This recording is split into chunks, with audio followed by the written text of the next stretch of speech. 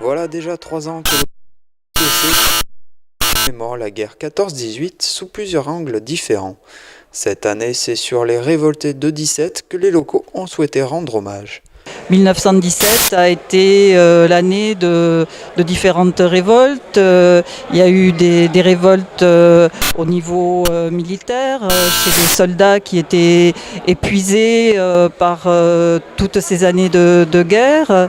On comprend bien que des gens, des soldats, des poilus, au bout de 3 ans de guerre, de grande guerre, dans les tranchées, toujours dans des conditions très très difficiles, et eu un moment peur, se sont révoltés et reculés devant un moment les grandes batailles, etc., des tranchées.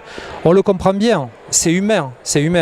Et il est important, ce que je disais tout à l'heure, il est important que nos dirigeants, qu'ils soient d'ailleurs de droite, de gauche, aient justement permis qu'il y ait vraiment un devoir de mémoire et que ces gens-là aient été réhabilités dans la mémoire collective, comme les soldats qui se sont battus.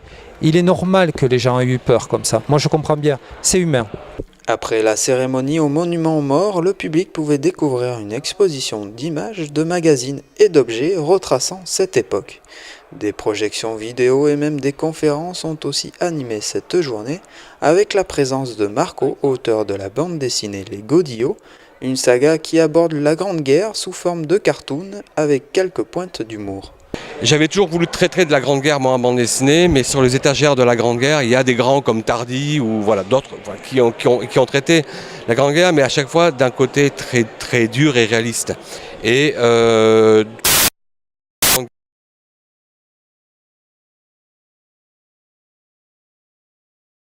en se documentant énormément,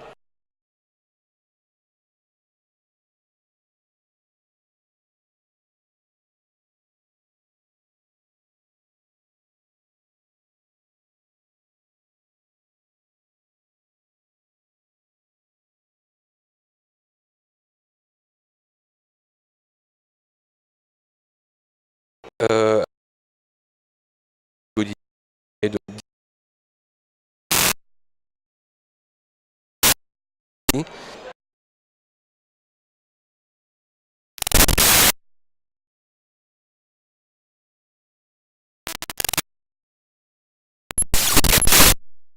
Moi, abordant un autre thème.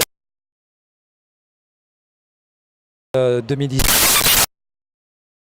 centenaire vraiment de la fin de la guerre. Et c'est vrai qu'on va faire vraiment une très grande